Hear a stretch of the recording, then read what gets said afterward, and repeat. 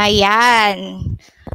Okay, isang magandang hapon po at isang maulan na hapon po sa lahat ng mga grade 7 cuties mula po sa iba't ibang lungsod o mga bayan sa iba't ibang lugar sa Pilipinas, Luzon, Visayas at Mindanao.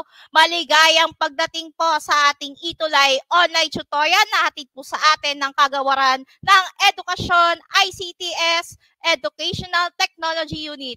Pansamantala po ay wala po ngayon ang ating tutor Micah sapagkat siya po ay may mga mag-aaral sa kanilang paaralan sa Dasmariñas Integrated High School na kasalukuyan pong lumalaman sa Regional Schools Press Conference ng Region 4A Calabarzon. Kaya good luck sa inyo, tutor Micah, sa ating mga kapwa tuties na kasama dyan sa RSPC. Ayan, syempre, go to or better together Rizal sa aming hanay. Sa pagkakataong ito, ako po muna ay magpapakilala ngayong hapon na ito. Ako po ang inyong tutor Jessica mula po sa Mataas na Paaralang Nasyonal ng Abuyod Teresa Sub-Office Schools Division of Rizal na ngayon po ay ready na sa limited face-to-face. Kaya nandito po tayo ngayon sa aming silid-aklatan ng aming paaralan at syempre po kasama pa rin po ang aming direktor, ang aming PH si Sir Ronel at syempre pagbati na rin po sa aming bagong talagang SDS dahil po si Ma'am Happy Esche po ay nasa Region 4A Calabarzon na naninilbihan ngayon. Syempre binabati po namin si Dr. Susan Oribiana, ang aming bagong talagang SDS ng SDO Blue Rizal. Go better together para sa batang Rizaleño po. At syempre, babati na din natin ang lahat ng mga kababaihan ngayong buwan ng kababaihan. Tayo pa rin po ay nagdidiriwang pa rin po ng National Women's Month na may paksa na agenda ng kababaihan tungo sa kaunlaran. At syempre maganda pa rin po ang ating paksa ngayong hapon sapagkat ito rin ay may kaugnayan pa rin sa kasaysayan. Kaya naman uumpisahan na natin ang ika-5 linggo ng ikatlong quarter na may pamagat na, ayan, hindi ko pala na-edit ito dahil ito ay tungkol sa dulang pang telebisyon. Ayan. Syempre, binabati pa rin natin habang inaayos pa po natin ang ating screen. Ayan, isang magandang hapon din po sa ating mga cuties na nanonood sa atin ngayon kay Jillian Gonzalez at hello din po sa ating mga viewers. Ayan, madami na pong mga viewers ngayon mula sa Ingud Ramona Integrated High School at gayon din po sa Godofredo Reyes Senior National High School. Gayon din po sa SDO Pampanga. Siyempre, suking-suking na rin yan ang Macabebe High School at Baruya High School. Ayan, siyempre, babatiin ko na rin po si Ma'am Janet Patayon. Ayan, watching from Massachusetts. Ayan, ako, napakalayo pala ng pinanggalingan ni Ma'am Janet. Ayan, meron din siyang apo na nag-aaral ngayon sa SDO Marikina. Yan, binabati na rin natin ang iba pang mga kaguruan sa Teresa Sub-Office na ngayon ay nag-physical report na ngayon. Kaya po, may kadahilanan po talaga na kailangan nating i-embrace ang pagbabago. Lalo na ngayong anibersaryo po kahapon ng national lockdown o yung tinatawag natin na general or enhanced general community quarantine. Ayun. So ngayon, ito na. Handang-handa na po ang aking slide. Ayan. So para sa linggong ito, syempre doon ang pang-telebisyon ng ating tatalakayin. At syempre, may layunin po tayo sa hapon na ating aasahan na nasusuri ang mga elemento at socio-historical. Kaya po, importante po talaga ang history. Ayan, yan po ang sabi ng ibang mga dalubhasa sa history. At syempre, nagpapasalamat din ako kay Tutor Ali na nanonood ngayon sa pagbabahagi sa atin ng mga materyales para tayo ay makapag-itulay sa ating paaralan. At syempre, binabati din namin ang aming school head, Dr. Connie A. Madrid at si Sir Jason Balahaja, aming head teacher at syempre ang aming Filipino coordinator, Ma'am Madeline Balbalosa. At syempre, ang ating sanggunian natin gagamitin sa hapon na ito ay magmumula sa SDO Negros Oriental, ikatlong markahan, Module 5 ng Filipino 7. Kaya, ang kung madami talaga mga nagko-comment at hindi ko na po mabasa isa-isa. At syempre, binabati din natin ang ibang mga cuties. Ayan, from Ingud Ramona Integrated School. Ito, mga nag-aabang na to ng mga output of the week. Kaya, wag na natin patagalin pa. Ito na po ang ating unang cutie. Ayan, si Alriza Zaidane Tigasa ng Pampanga High School. Ayan, siya po ang unang nagpasa ng ating output. At ang kanyang guro ay si Binibining Katkunanan ng Pampanga High School. At syempre, babati na din natin ang isa sa ating mga cuties or student alumnus na si Mark Alvin M. Platon, na talaga namang from the very start ng aking karera sa Itulay ay tuloy-tuloy pa rin siya sa pagsasubmit ng mga outputs. Ayan, pagbati sa iyo, Mark Platon. At ang panghuli naman ay walang iba kundi si Bianca Irowish Cruz mula po sa Macabebe High School. Ang kanyang guro ay si Binibining Marisa Viray. Ayan, maraming salamat sa pagsuporta at patuloy na pagsubaybay sa ating DepEd Itulay Facebook at YouTube channel, na patuloy pa rin po ninyong i-like, i-share at mag-subscribe sa ating DepEd Itulay social media platforms para po mas madami pa tayong maaabot na mga mag-aaral. Kahit limited piso-piso po ay bukas pa rin po ang ating programa para dito. At syempre, eto na nga ang mga pa-shoutout sa ating mga eskwelahan na patuloy pa na sumusuporta sa atin. Una dyan ang Baruya High School. Ayan, consistent na consistent. Ang Macabebe High School, Llano High School, Pampanga High School, Imelda High School, Godofredo Reyes Senior National High School. Ayan, bagong eskwela nito mula sa SDO Camarines Sur. Talagang napakalayo na nang nararating ng ating tutorial. At meron ding LFG Diamantina Integrated High School, Ingud Ramona Integrated School, at Dasmariñas Integrated High School na pinagmulan po ng ating tutor, na si Tutor Mike. Ayan, medyo kinakabahan po dahil po pawala-wala din po ang aming kuryente sa puntong ito. Kaya eto na nga, umpisa na natin ang tutorial sa pamamagitan ng, ayan, tuklas elemento. Tukuyin kung anong elemento ng alamat. Ito ang ating napag-aralan kahapon na meron ding kaugnayan sa dulang pantelebisyon. Alamat, mito at kwentong bayan na ating isasalarawan sa pamamagitan ng pagbuo ng mga nawawalang letra. At huwag kakalimutan, cuties, na mag-comment ng inyong mga sagot. Huwag kakalimutan lagyan ng bilang sa bawat mga sagot. Kaya ready na ba ang ating mga cuties? Mag-smile naman kayo dyan. Mag-smile emoji naman kayo dyan or laugh emoji kung kayo ay handang-handa na sa hapon na ito. Ayan, bukod pa sa maulan po dito at syempre medyo mainit na nga ang panahon. Kaya ayan, madami na mga nag-i-smile emoji. Ayan, syempre salamat din po sa mga bumabati at syempre pagbati na rin kay Marge Ashike de la Mesa ng happy birthday kahapon. Ayan, pagbati sa iyo, anak. Ayan, umpisa na natin. Sila ang mga gumaganap sa kwento na nagtataglay ng iba't ibang karakter. Ito ang inyong bubuing mga letra o mga titik. Ayan, ito medyo madali lang to dahil ang elemento na ito ay tumutukoy sa, ayan, sa mga kumikilos sa ating kwento, mito, alamat na ating napapanood. Ayan. Habang tayo naantay, ayan, may sagot na agad si Kerubin. Ayan, si Lawrence Pastor Zamora, Sun School ka, anak. Ayan, maraming salamat sa iyo, anak. Si Princess, si Rain, si Samantha Blasi, si Andrea Cruz, si Kerubin, Julians. Hello, Julians! At si Andrea. Ayan, tauhan pa ang tamang sagot. Siyempre, tama na naman ang inyong mga sagot, mga anak. Dahil yan nga po ay isang tauhan ng kwento. Ngayon. Sumunod, ito ay tumutukoy sa lugar, ito ha, lugar na kung saan ginaganapan ang mga pangyayari sa kwento. Ito na ang bubuuin ninyong mga letra. Naku, madaling-madali na yan sa inyong mga cuties.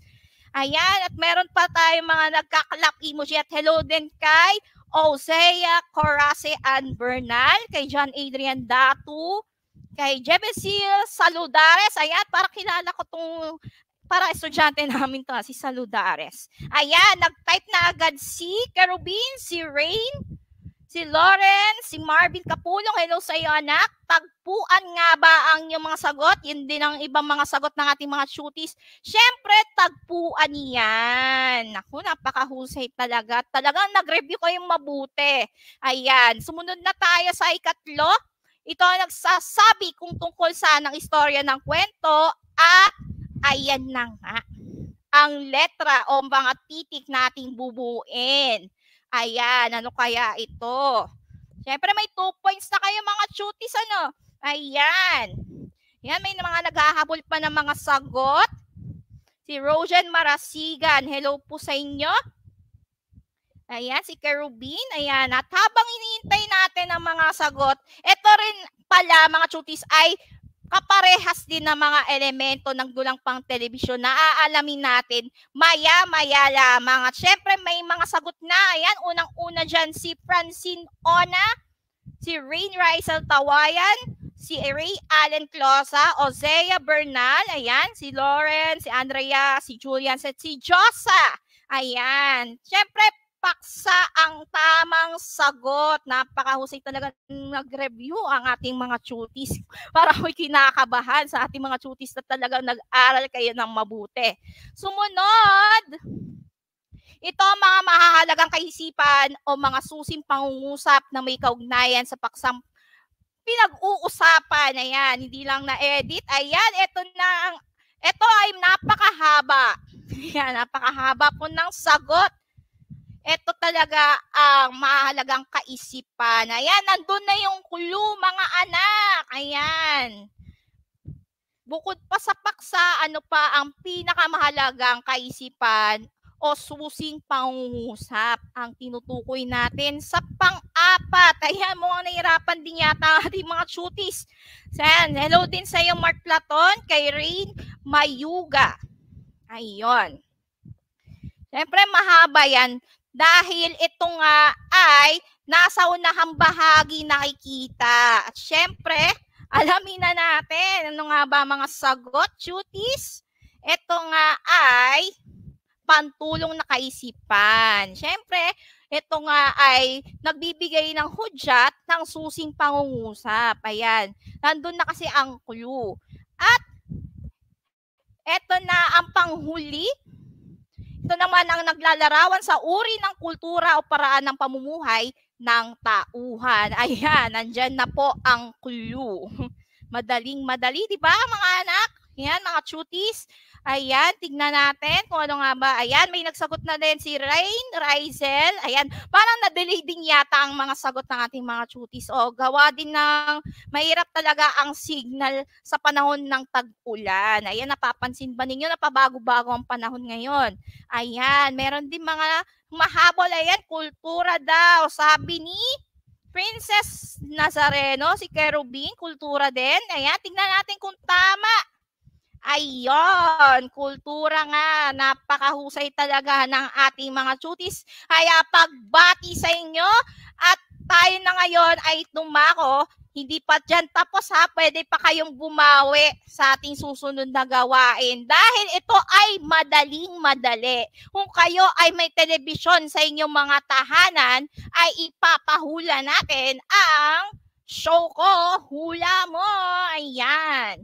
Siyempre, madali nyo bang mahulaan ang mga pamagat na mga sumusunod na palabas sa telebisyon? Kaya kung kayo ay may TV o kung kayo man ay nanonood sa YouTube, syempre, madali nyo na siyang masagot. At isulat lamang ang kumpletong pamagat batay sa ipapakita nating larawan. Ang unang larawan ng ating ipapakita ni Shooter Jessica ay eto na. Ayun, meron mga tatlong naggaganda mga binibini. Ayan. At syempre, ayan, may mga naka-perfect din na 5/5. Ayan, si Samantha, si Marvin, si Mark Platon, si Rogen Marasigan, 5/5. Ayan, kilala nyo ba ang mga dalaga na nasa larawan ngayon? O kung kayo man ay nanonood tuwing hapon, ito ang madalas na pinapanood ni Marvin Kapulong. Ayan, prima donnas daw. Ayan, prima donnas. Ayan, kilala niyo ba mga karakter dyan? Siyempre, tatlong Donna yan. Si Donna Marie, si Donna Belle, at yung isang Donna na nagbago na yung ugali dyan. Ayan, prima donnas. Tama nga ang yung mga sagot dahil yan nga ay prima donnas. Ayan, ano kaya ang connection nito sa socio-historical ng mga karakter sa palabas na ito? Meron tayong kasunod. Ito. Ayan, kilala nyo na ang mga bida sa teleseryeng ito o tinatawag natin na pantaserye. Naku, ito ang mga madalas kong pinapanood sa Netflix o di kaya pinapanood nyo sa YouTube.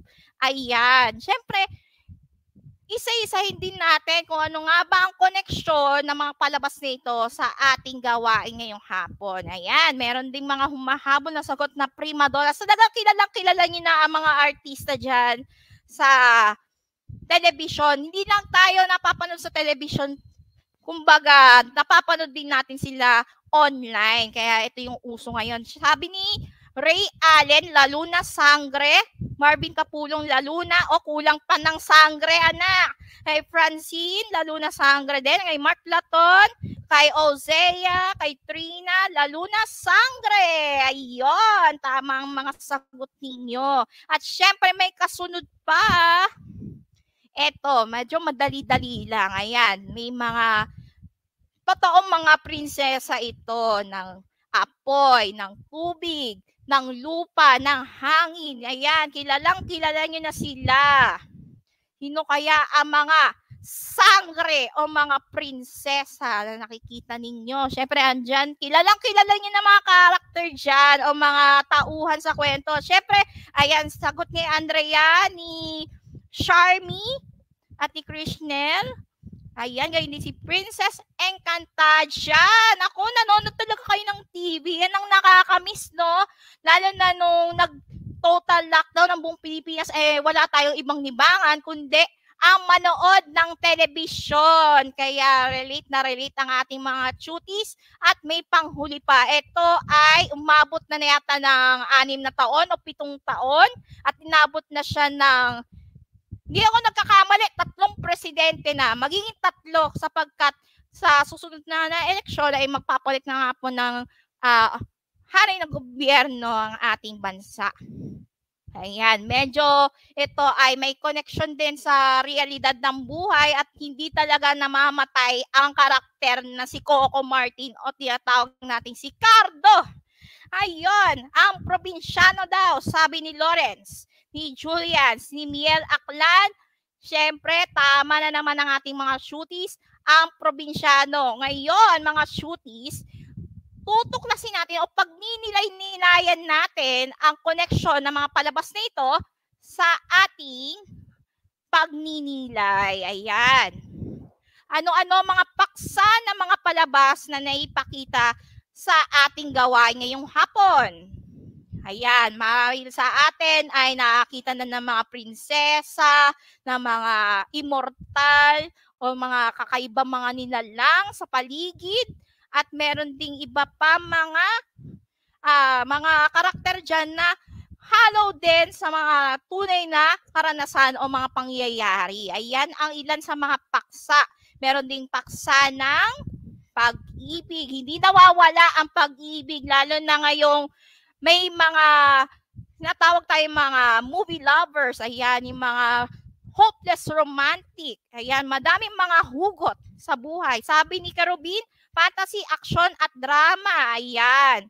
Siyempre, iba-iba yan ng mga paksa. Pero bakit kaya nais nila ito isagawa sa naturang palabas? Ano kaya sa tingin ninyo ang dahilan kung bakit kailangan nating ipakita ng mga palabas na ito ang realidad ng buhay o socio-historical ng ating bansa.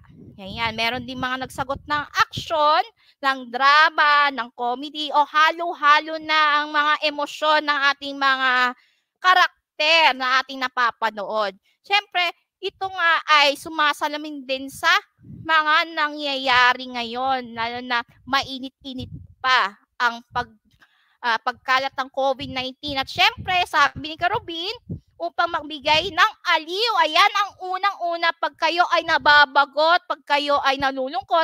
Siyempre, wala tayong ibang gagawin, lalo na ako, na nakakamiss din gawin ito, na manood ng telebisyon. Ayan. Pampalipas oras. Ayan.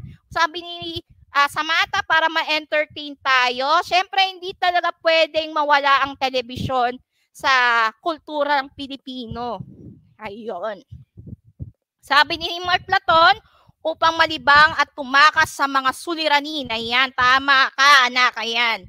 Siyempre, naalala daw ni Ma'am Janet si Piolo Pascual. Kahit ako rin, naaalala ko din si Papa P. Lalo sa personal, ikakwento ko sa inyo mamaya kung bakit. At kung ikaw ay isang mahusay na manunulat o direktor, ano-ano pa mga paksa maaari mong isulat upang isabuhay ang mga sikat o isabuhay ito ng mga sikat na artista. Ayan, marami sa atin may mga gusto ng comedy, ng romance, ng action, dahil nga ito ay maaari ding masalamin sa totoong mangyayari at may kapupulutan din ng aral. Bakit kaya tinatanong to ni Tutor Jessica? Sapagkat dito rin nagmula ang kasaysayan. Ayan, napakalalim ng terminong kasaysayan. Dahil kung hindi po dahil sa mga telebisyon ay hindi po tayo nakakagawa ng kasaysayan na hanggang sa ngayon ay naaalala pa rin ng mga iba't ibang mga henerasyon mula Generation X, Generation Y, Generation Z o mga millennials. Ayan ay parte na ng aming kultura. Bakit nga ba ganon? So, syempre, binabati din natin si Krishnel Lawagan from Bagnos Integrated School, SDO Isabela. Ayan. Bakit nga ba meron tayong tinatawag na dulang pang telebisyon?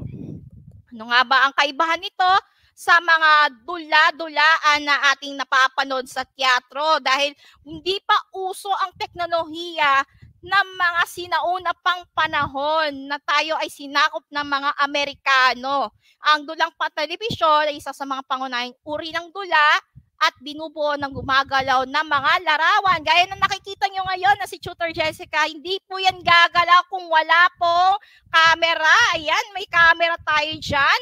At gumagawa din ng karanasan o lumidikha ng kapaligiran na malapit sa katotohanan. Ito rin ay tinatawag din sa Ingles o sa ibang terminolohiya na dekahong libangan. Dahil nga bukod pa sa mga pakikinig ng kwento o pagsasagawa ng mga palaro na nag-e-exercise ng ating kaisipan, na syempre meron tayong tinatawag na medium o tinatawag natin na mass media, na tinatawag natin na telebisyon. Kaya sa mga batang 90s dyan, hello, kaway-kaway po. Ayan, hindi po masaya ang batang 90s pag wala pong TV set sa inyong mga tahanan. Ayan. Pero bago muna yan, ito muna ang mga kasaysayan na nabuo kung bakit o paano nga ba nakarating sa Pilipinas ang telebisyon. Ito yon, noong 1926 kasi, reimbento ang telebisyon sa bansang Britanya. Doon po nagmula ang telebisyon kasi nung unang panahon ay hindi pa talaga uso ang libangan sa telebisyon. Kumbaga, ito ay mga 100 years ago ay nagkaroon din ng pandemya noon kaya wala pong mapaglilibangan ang ibang mga tao kundi ang manatili sa loob ng kanilang bahay at siguraduhin na ligtas sa kanilang kalusugan. Kaya may nag-imbento, ang galing talaga, no? May nag-imbento na ng telebisyon sa Britanya na di kalaunan, isang taon nang makalipas, sinundan ito ng bansang Amerika at nakarating na din sa bansang Asia noong 1928, sa bansang Hapon, at ito na nga, noong 1935, nakarating na ang unang istasyon sa Pilipinas. Ano kaya ang pinakamatandang TV station o istasyon ng telebisyon? Alamin natin kung sino nga ba ang nagdala ng telebisyon. Si James Leidenberg ang itinuturing na ama ng telebisyon. Ito ay actually napanood ko na to nung anibersaryo na ng telebisyon sa Pilipinas noong 1953 at di kalaunan sa di katagalan ay naging moderno na ang telebisyon. Siya ang nagsilbing nagmamay-ari ng Bolinao Electronic System na kalaunan ay naging Alto Broadcasting System o ABS noong 1953 na kung saan unang ipinalabas sa Maynila ang radyo na tinatawag natin na DCAQ-TV.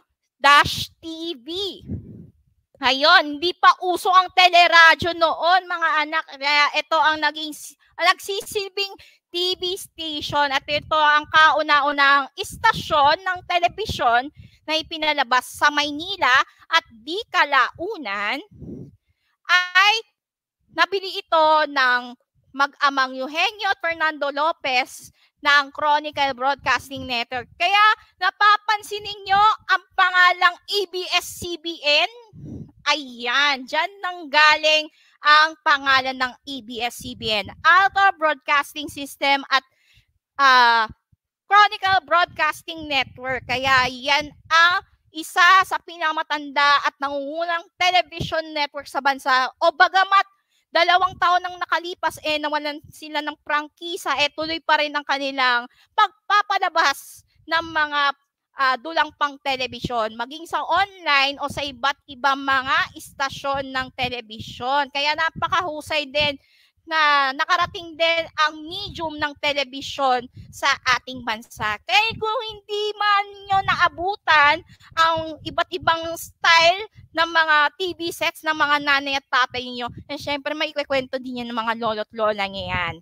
Kaya ito ang naging sandigan ng mga gustong makarinig ng magandang kwento o gustong makarinig ng katotohanan dahil sa media na tinatawag, o medium ng media na tinatawag na television. Ito ay halaw sabay sa Julian Aileen G. Lontoc, Nestor S. Del Rosario at kay Mary Grace.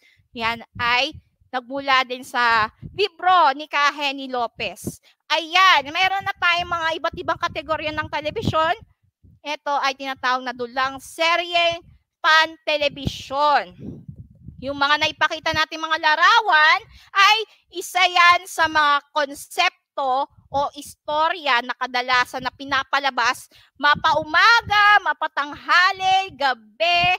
Ayan, pwedeng araw-araw yan, pwedeng linggo-linggo. Pero iba't iba ang mga tema ng mga palabas gaya ng, ito na nga ang paborito ng lahat, telenovela or teleserye, pulis at investigasyon, anime or cartoon, programang semi-scripted. Ano nga ba itong programa semi-scripted? Meron ding mga script na ginagawa dito, pero ito ay isinasabuhay din ng ating mga karakter. May talk show, ayan, yung mga palabas pang usapan, ayan, yung mga gustong mga makimarites dyan, ayan, itong mga bagay na bagay sa inyo, yung mga komedya o comedy, fantaserya o telepantasya at marami pa. Yan, hindi na natin mabilang-bilang sa sobrang dami ng konsepto dahil na rin sa nauuso ito at syempre napaka-competitive din ng ibang mga TV networks kaya medyo lumawak na at dumadami ang mga iba't ibang medium ng dulang pang television na tinatawag natin na dulaang pan-telebisyon. Ayan ang una. Ayan, siyempre, sabi ni Mark Platon, kahit sa modernong panahon, ang mga palabas nito ay naging bahagi na ng kasaysayan. Sabi din ni, ayan, meron din nagpapabati din. Madami na mga nagpapabati na. Ayan, sabi din ni Mark Platon, ito ay tinatawag na true home of Asian novelas. Ayan, namimiss ko na mga Asian dramas o telenovelas. Kaya hindi pa rin nawawala ang telebisyon sa ating kultura. At meron pa, bukod pa sa dulang pang-telebisyon o dulaang pang-telebisyon, ay meron tayong balita at serbisyo publiko. Ito ay isang konsepto na kung saan ang nagbabalita ang nagpapadala ng impormasyon na may pawang katotohanan at hindi natin inaasahan na mangyayari. Kumbaga, ito ay mga tinatawag natin mga pantulong at may mga public service programs na kung saan pinapakita din natin kung gaano ba kaimportante ang mga tao sa ating lipunan. Gaya ng primetime balita, yan, mga TV Patrol, 24 Oras, Saksi, yan, may Action, may Frontline Pilipinas, at may iba't ibang mga flash reports na biglang pumapasok. Kumbaga, pansamantala nating ititigan ang ating programa para sa isang nagbabagang balita. Parang ganun lang yung mga estilo. And meron din tayo mga dokumentaryo o mga investigative journalism. Ayan ang tinatawag dyan. At syempre, meron din tayo mga news magazine shows. Ayan, kilalang-kilala nyo dyan si Jessica Soho na #KMJS. Meron din si Ate Corina Sanchez na Rated Corina. Meron pang iba't iba. Yan. May mga nagbigay din ng mga halimbawa ng mga palabas, Flame of Recca, Flash Report, ayan, may 24 Oras or Breaking News. Yan, kumbaga hindi inaasahang mga balita ay pinapalabas din sa telebisyon. Kaya bakit nga ba meron tayong tinatawag na elemento? Ito ang mga elemento ng telebisyon. Gaya din ng mga iba't ibang mga panitikan, meron tayong tauhan na nagsisilbing mga gumagalaw ng emosyon o siya yung mga nagpapakita ng emosyon o yung iba't ibang kilos sa pamamagitan ng lente ng camera na nakikita ninyo. Meron ding dialogo na kagaya din sa mga dula-dulaan, pero ang kaibahan nito, ang script ay siyang pinakang kaluluwa ng dulang pan-telebisyon sapagkat hindi natin mabubuo ang isang magandang palabas pag wala tayong mga script na isinasagawa. Siyempre, meron din tayong tema o paksa at importante ang lokasyon o tanghalan kung saan nga ba siya sinagawa. Meron din sa newsroom, meron din sa teatro, meron din sa iba't ibang mga lugar sa Pilipinas. Pwede din silang mag-shoot doon.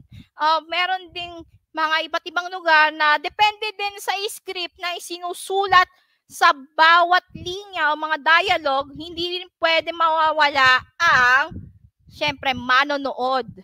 Kayo yon mga chutis o kayo din mga manonood, hindi pwedeng mawala sa dulang pan-telebisyon ng mga manonood dahil iba't iba man ang kanilang edad, nakasarian, ay meron pa rin silang halaga sa pagpapalabas sa mga nekalibre at napapanahong mga palabas sa telebisyon. At syempre, hindi natin makakalimutan ang mga direktor sa likod ng produksyon. Kaya ito ang ilan sa mga elemento ng dulang pang telebisyon. Ito na nga, chutis. Bakit nga ba may tinatawag tayo na kontekstong sosyologikal na ito ay nakatuon din sa pamamagitan ng pag-ugnay ng kaalaman at pag-unawa sa impluwensya ng mga mahalagang pangyayari sa kasaysayan, ng pangkat ng lipunan, ng produkto ng media o ng mass media, sa loobin, pagbabago, salungatan at hindi pagkakapantay-pantay. Sa pamamagitan din ng palabas sa telebisyon ay ipapakita din at muling binibigyang kahulugan ang mga mahalaga at makabuluhang pangyayari sa buhay ng tao. Kaya yun pala, bakit nga ba nagkaroon ng socio-historical sa mga dulang pang telebisyon? Katunayan, gaya din ng ibang panitikan, karamihan sa mga dulang pang telebisyon na ating napapanood ay halaw din sa totoong buhay. Kaya ang buhay ay weather lang, sabi nga ni Kuya Kim. Kaya pabagong-bago man ang panahon at nauuso ngayon, inaangkin na nito ang lahat ng katangiang umiiral sa buhay ng tao. At isinasalarawan din ang iba't ibang damdamin, pwedeng mga masasayang pangyayari, malulungkot o iba't ibang mga pananaw.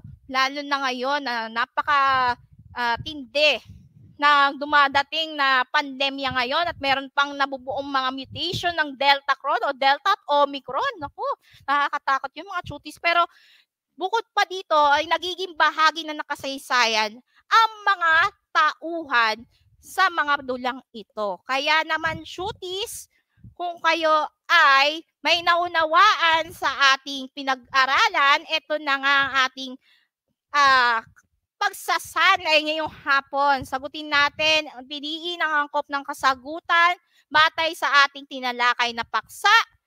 Isulat sa comment section ng titik ng tamang sagot at ready na mag-heart emoji naman kayo dyan kung kayo ay nakasubaybay pa. Ayan, hello din kay Gia, Priyanka Malyari at kay, ayan, may bago tayong chuti mula sa St. Matthew Bekuran High School, si Ramiel Zane Reyes. Ayan, meron ding nagpapabate si Ma'am Nika Chavez Public from Godofredo Reyes Senior NHS. Ayan, madami na mga nagpapuluan ng puso. Kahit umuulan po dito sa aming paaralan ay tuloy pa rin ang pagtutulay. Ayan. Siyempre, umpisa na natin. Ano ang kahalagahan ng tulang pang telebisyon sa pang-araw-araw na pamumuhay ng tao? Ito ba ay kapupulutan ng napapanahong kaalaman at aral, nagbibigay aliw, nagtatanggal ng pagkabagot, o nakatutulong bilang pampalipas oras? Comment down your answers, mga shooties, sa unang bilang. Ano nga ba ang kahalagahan ng dulang pang telebisyon? Bali, lahat yan ay mga tamang sagot, pero meron tayong isang partikular na tamang sagot. Ayan. Ayan, habang naghahabol po tayo ng oras, syempre, ayan, may mga nagsagot na. Ayan, may mga nagpapaulan ng heart emojis. Ayan, may mga nagsagot na letter A. Ayan, sabi ni Daryl Balmes, Samantha Blasi, letter A. At may naiba ng sagot si Jiha Malyari. Ayan, tingnan natin kung letter A nga ba. Yes, tamang-tama. Dahil ito ay kapupulutan ng napapanahong kaalaman at aral. 1 point for you, mga shooties. Sumunod, bakit tinatawag na dekahong o dekahong libangan ng telebisyon? Dahil ito ay hugis parisukat, nagbibigay aliw at kaalaman sa mga manonood. Ito ay sining at libangan na pumupukaw sa isip at damdamin o lahat ng nabanggit. Sa number 2 na po tayo, mga shooties, at meron din mga tamang sagot. Ayan, napakahusay talaga ng ating mga shooties. Ito ay tumutukoy sa tinatawag natin na dekahong libangan. Ayan, may nagsagot ng letter A. Hugis parisukat nga ba? Ayan, may letter A ba? Ayan, may letter D. Ayan, si Rain Rysel Tauyan. Ayan, tama yung sagot ni Andrea. Ayan, letter D. Lahat ng mga nasabi natin ay tama. Ayan. Siyempre, sa pangatlo, sino ang tinaguri ang ama ng telebisyon sa Pilipinas? Bob Stewart, Eugenio Lopez, Fernando Lopez, o James Leidenberg? Nasa pangatlong bilang na tayo, mga shooties. Ayan, at syempre, may mga naghahabol pa ng sagot ng D. Ayan, may letter A sa number 3. Sigurado ba kayo, mga shooties? Ayan, may nagsagot na ng D. Si Rain Rysel, si Bianca, si Kerubin. Ayan, letter D daw, si James Leidenberg. Tama na naman ang ating mga shooties. Good job. Ayan, may dalawa pa tayong tanong. Ano ang maituturing na pinakakaluluwa ng isang dulang pang telebisyon? Dialogo, script, manonood, o tema? Yan, nasa number 4 na po tayo at madami pong mga tamang sagot sa number 3. Letter D, si James Leidenberg nga ang ama ng telebisyon. Ayan. Woo, I got one. Ayan, sabi ni Ma'am Janet. Ayan po ang tinatawag natin na smart people. Ayan.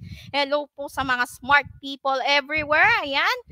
At syempre, number 4, letter B. Ang sagot ni Julian, si Andrea, ni Miel Aklan. Letter B rin, si Charmy. Ayun, tama nga mga shooties natin dahil script nga ang kaluluwa ng isang dulat. Meron pa tayong isa pa. Ano ang dalawang pangunahing kategorya sa ilalim ng dulang pang telebisyon?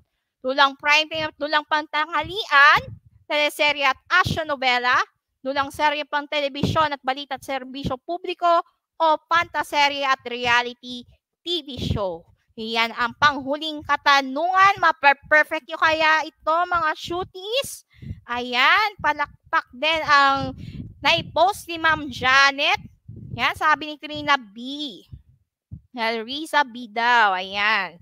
Meron din mga nagsagot ng letter B. May nagsagot din ng letter C. Ayan, si Marvin, si Julian, si Kerubin, si Charmy.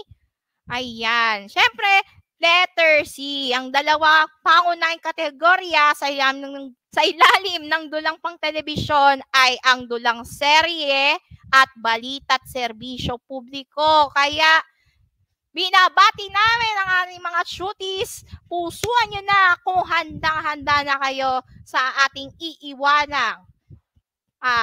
iiwanang leksyon o mga paalala sa ating napag-aralan ngayong hapon.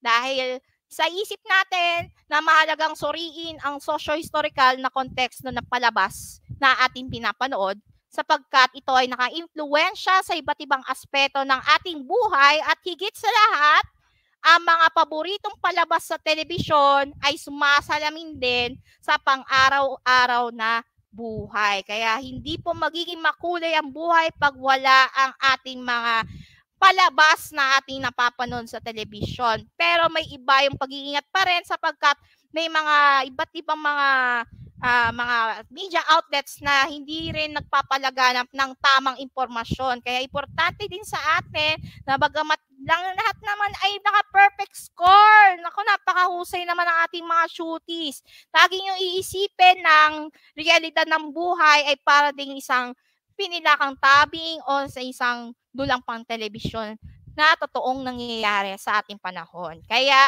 etong aking iiwanan na gawain sa hapon na ito at sa susunod na linggo ay makakasama natin ang tutor Micah.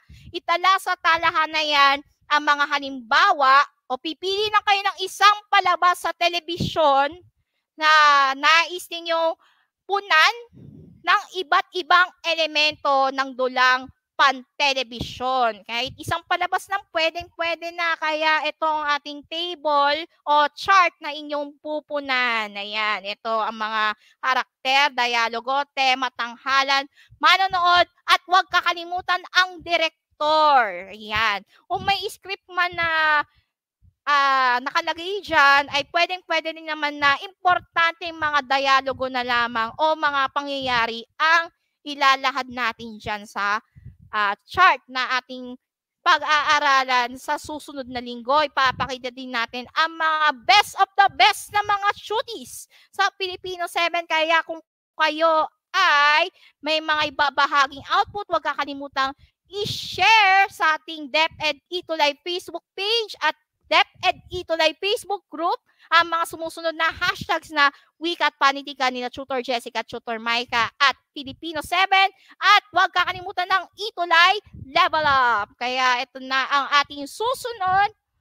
Ayan, ito ang ating ipopost natin sa DepEd Ito Live at Filipino 7 Wika at Panitikan group page. Ayan, na marami na pong mga followers, mga 72,000. Ayan, legit na legit po yan ha, mga chutis ha. At syempre sa susunod, ayan, ating tatalakayin ang panandang anaporik at kataporik. Maraming salamat po sa pagsama sa akin ngayong hapon na ito at subaybayan niyo po ang aming Filipino Junior High School mula 1:40 hanggang 4:20 rather. Ayan, 4:20 ng hapon. Ayan ang makakasama din ninyo sa Filipino Grade 8, Grade 9 at Grade 10. Muli po, sa ngalan po ni Tutor Micah ng SDO Dasmariñas City, ako po ang inyong tutor, Jessica Marie Esporameo, mula po sa mataas na paaralang nasyonal ng Abuyo Teresa Sub-Office SDO Rizal Province na nagsasabing sa wika at panitikan lahat ng batang Pilipino, panalo basta feel na feel pa rin at tutukan niyo pa rin at makinig pa rin kayo sa DepEd Ito Live online tutorial,